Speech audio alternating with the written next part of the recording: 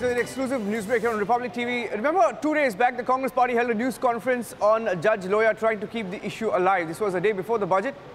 And Republic TV has now accessed key documents, extremely important documents that give you an idea of the kind of background that these people have.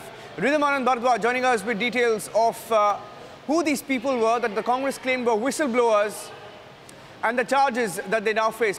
Over to you, Rhythm. Absolutely, Niranjan. Let's start off by saying that there was an extremely strange conference that was held by the Congress party a couple of days back that top legal eagles of the Congress party started with.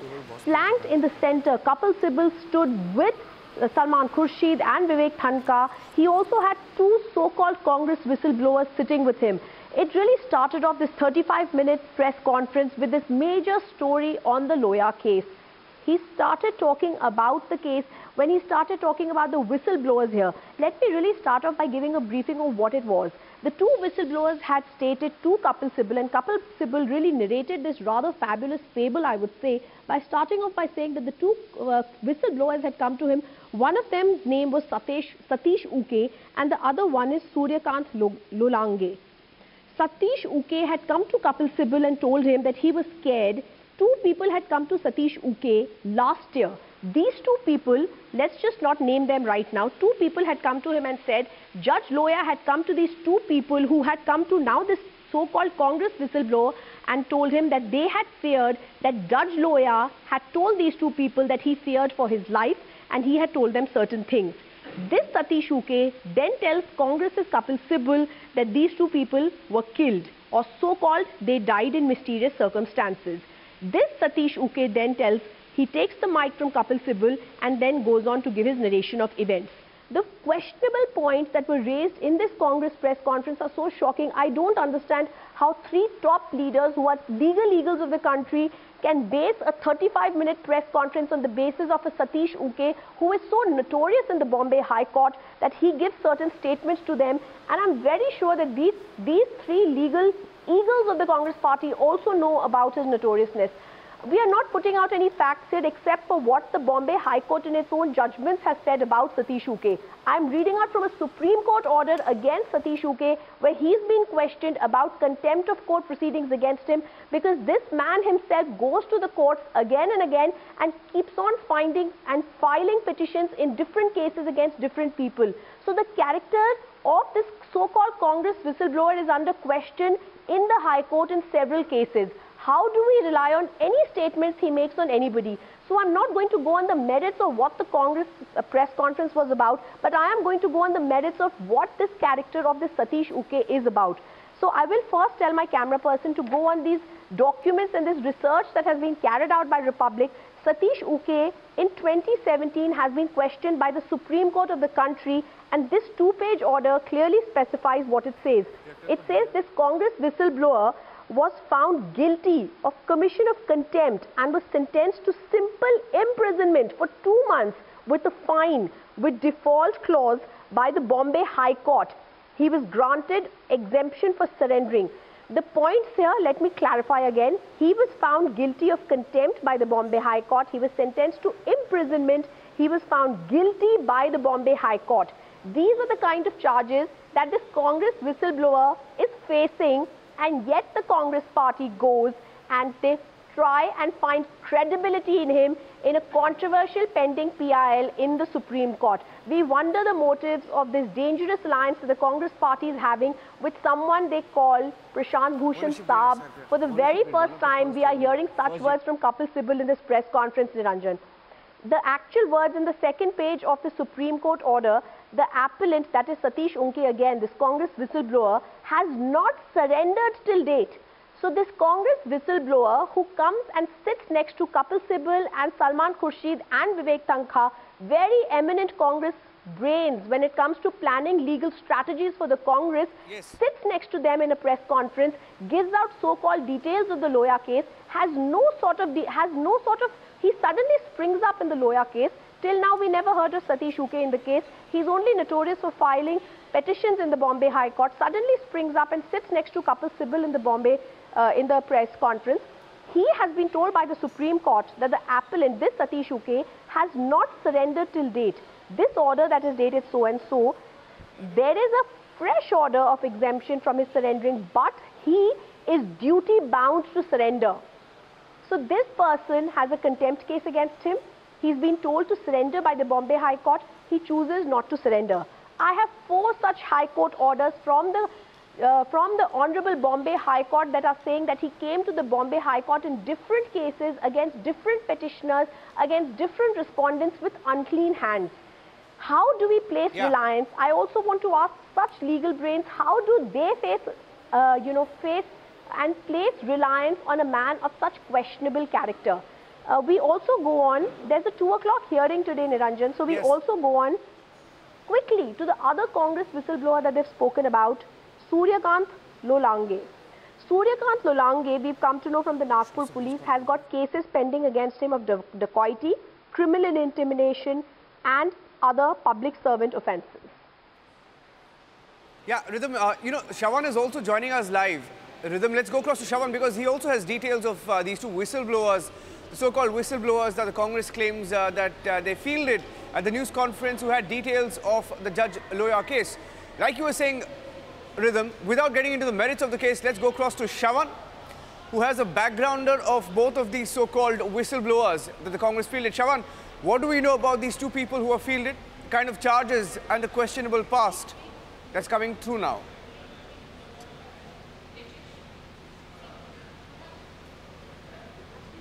Well, Niranjan, in fact, starting with Suryakant, who was basically dubbed as a whistleblower by the Congress party and also as an RTI activist who is quite notorious in Nagpur.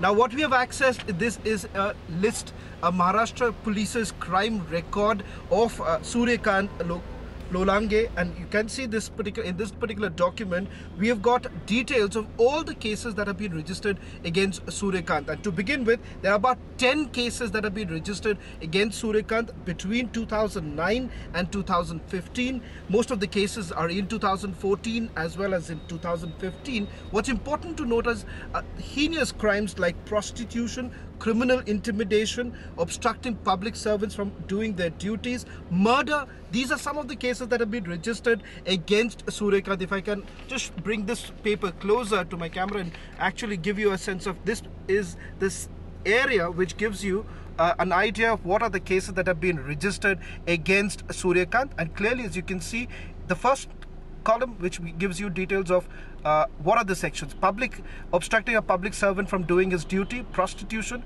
criminal intimidation, section 420 of the IPC, 324 of the IPC. This is the heinous crime that you have that's been mentioned in this particular record, which is 302 of the IPC, and dacoity. These are some of the sections that have been registered against Suryakant.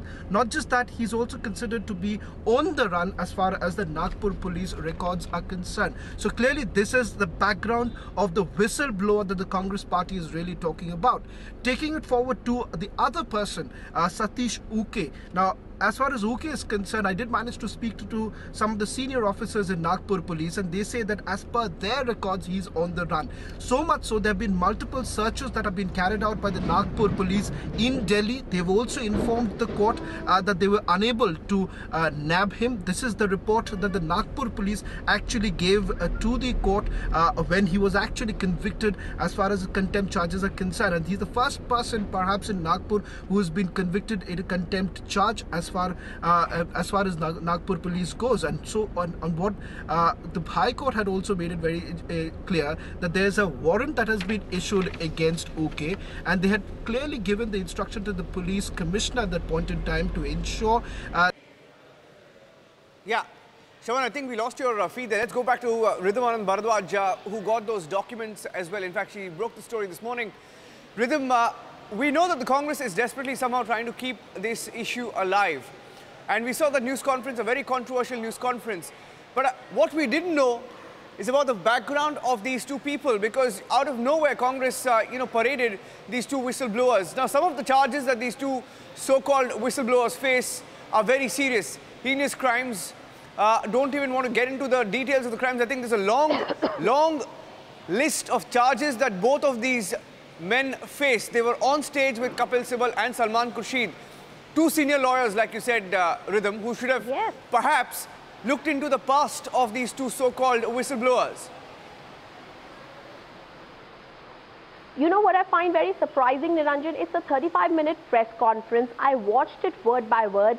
Three senior legal eagles of the Congress party are sitting there. Kapil Sibal narrates the story. Once he's narrated the story, there is the show of slides. The show of slides is accompanied by this Satish Uke, this Congress whistleblower, talking about it. Why is he talking over these slides? Why is this pantomime of the slides going on? Why is the Congress whistleblower really talking about this? And then let's tell our viewers, this Satish Uke's exploits being held guilty of gross contempt of the court in 2017. The Nagpur bench of the Bombay High Court has held that this particular advocate, he also calls himself a forensic expert within the press conference that's going on. He says, I'm also a post-mortem expert. He's also giving out details about why the Loya case was wrong.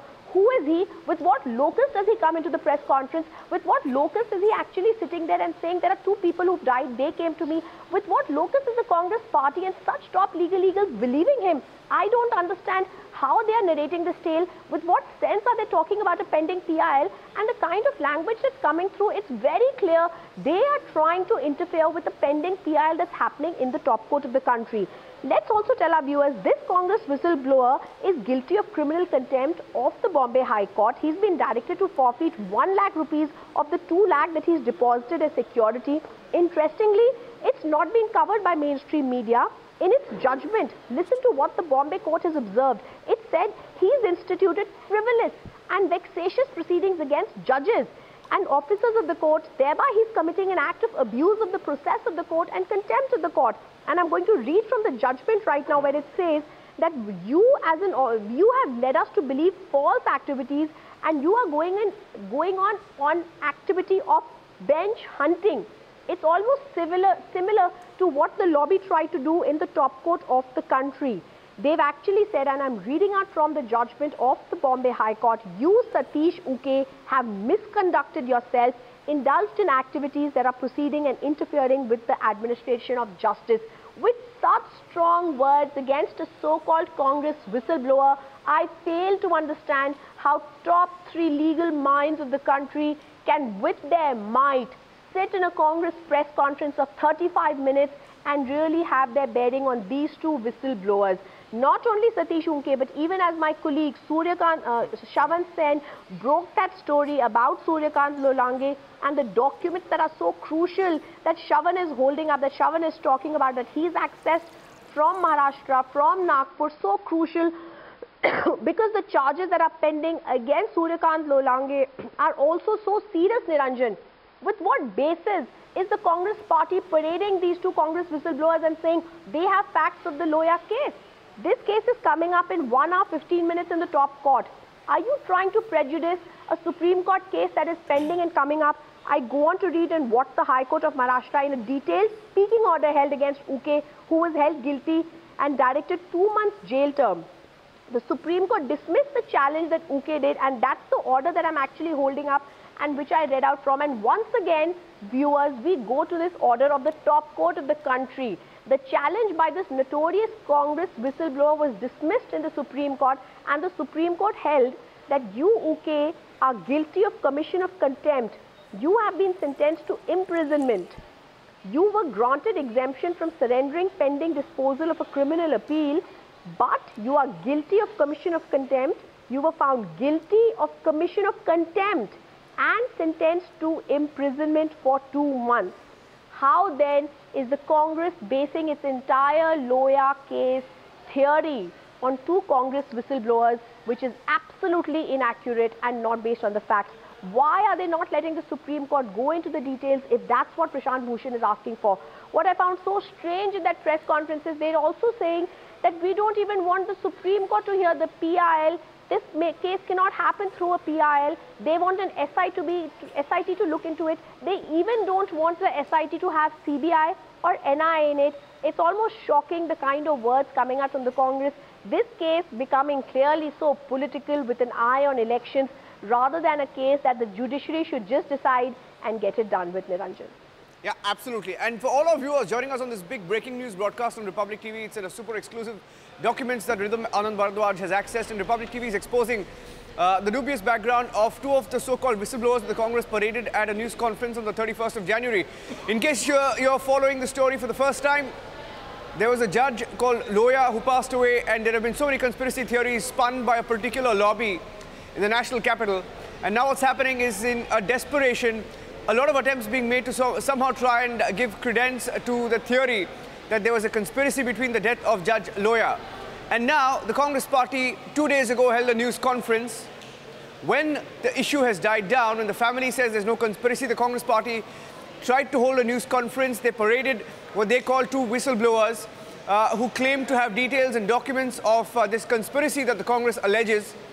Republic TV did some background check on these whistleblowers. Documents tell us that these two people that the Congress paraded face very, very serious charges, including contempt of court, serious charges of intimidation, and the list goes on and on. And Rhythm Anand Bharadwaj is breaking down these details.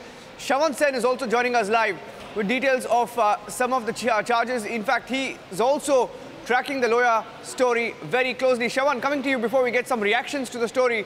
What are you hearing about where the Congress or where these two so-called whistleblowers came from in the first place? Why didn't they emerge earlier?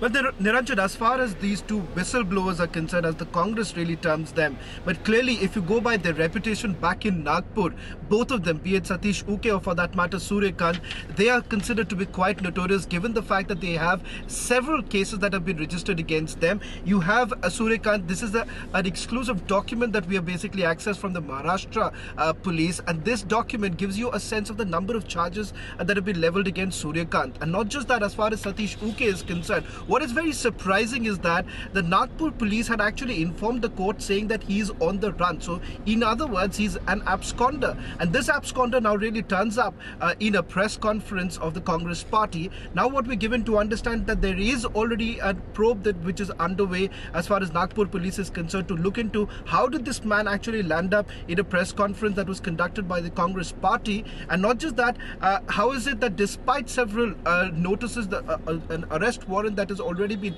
issued against him, that how did he actually land up in New Delhi and sit in that particular press conference? So clearly two things. One, it is also in one way, if you look at it, the failure of the Nagpur police, because despite an arrest warrant which has already been issued, a non-bailable warrant that has already been issued, Satish Uke was actually sitting in a press conference for over 35 minutes and the Nagpur police did not have any idea. The second, the very fact is Surya Kant, who was actually present in that particular press conference but did not speak. But clearly this is a man who's considered to be extremely notorious. Ask anyone in Nagpur, especially the RTI activist circuit, and you would get that understanding. And clearly this has been well documented, and we have accessed this particular document from Maharashtra police, which gives you a sense of the number of charges that have been leveled against Surya Kant. And there are certain cases which are still ongoing cases. We are also given to understand that Surya Kant, after going back to Nagpur, actually spoke to the media and also said that there was some sort of a threat that he had, that his life was under threat because he was raising this particular issue. Shravan, running short of time. Shravan and Rhythm, thank you for joining us with those inputs. This continues to be one of the big stories that Republic TV will track through the course of the day. The two whistleblowers that the Congress fielded a couple of days ago, the day before budget day, 31st of January, their past is questionable, and Republic TV has documents showing the charges that these two men face. Now, these were the two people that the Congress termed as whistleblowers who claim to have more information in the Judge Loya case. But one look into the past, and there are many questions that can be raised, including charges of intimidation, charges of contempt of court, and some of the charges that Rhythm and Shravan have been talking about. Taking a short break now, but when we come back, Arun Jaitley, the finance minister's